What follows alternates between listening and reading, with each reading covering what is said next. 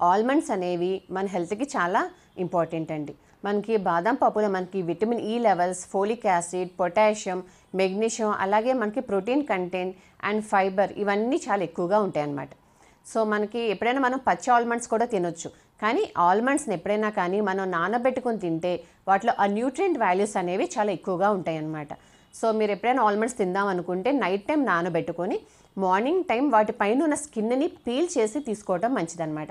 ఎందుకంటే మనకి ఆల్మండ్స్ పైన ఉండే స్కిన్లో మనకి టానిన్స్ అని, ఫైటైడ్స్ అనేవి కొన్ని రకాల కెమికల్స్ ఉంటాయి.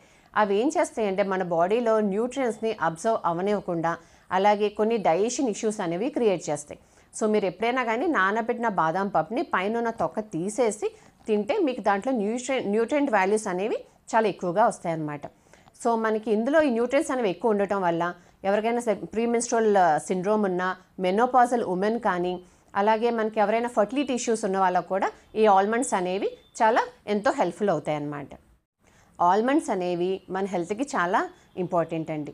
మనకి బాదం పప్పులో మనకి vitamin E levels, folic acid, potassium, magnesium, అలాగే మనకి ప్రోటీన్ కంటెంట్ అండ్ ఫైబర్ ఇవన్నీ చాలా ఎక్కువగా ఉంటాయి అన్నమాట. సో మనకి ఎప్పుడైనా మనం పచ్చి ఆల్మండ్స్ కూడా తినొచ్చు. కానీ ఆల్మండ్స్ని ఎప్పుడైనా కానీ మనం నానబెట్టుకొని తింటే వాటిలో ఆ న్యూట్రియంట్ వాల్యూస్ అనేవి చాలా ఎక్కువగా ఉంటాయి అన్నమాట. సో మీరు ఎప్పుడైనా ఆల్మండ్స్ తిందాం అనుకుంటే నైట్ టైం నానబెట్టుకొని మార్నింగ్ టైం వాటిపైన ఉన్న స్కిన్ని పీల్ చేసి తీసుకోవడం మంచిదన్నమాట. ఎందుకంటే మనకి ఆల్మండ్స్ పైన ఉండే స్కిన్లో మనకి టానిన్స్ అని, ఫైటైడ్స్ అనేవి కొన్ని రకాల కెమికల్స్ ఉంటాయి. అవి ఏం చేస్తాయంటే మన బాడీలో న్యూట్రియన్స్ని అబ్జర్వ్ అవనివ్వకుండా అలాగే కొన్ని డైజెషన్ ఇష్యూస్ అనేవి క్రియేట్ చేస్తాయి.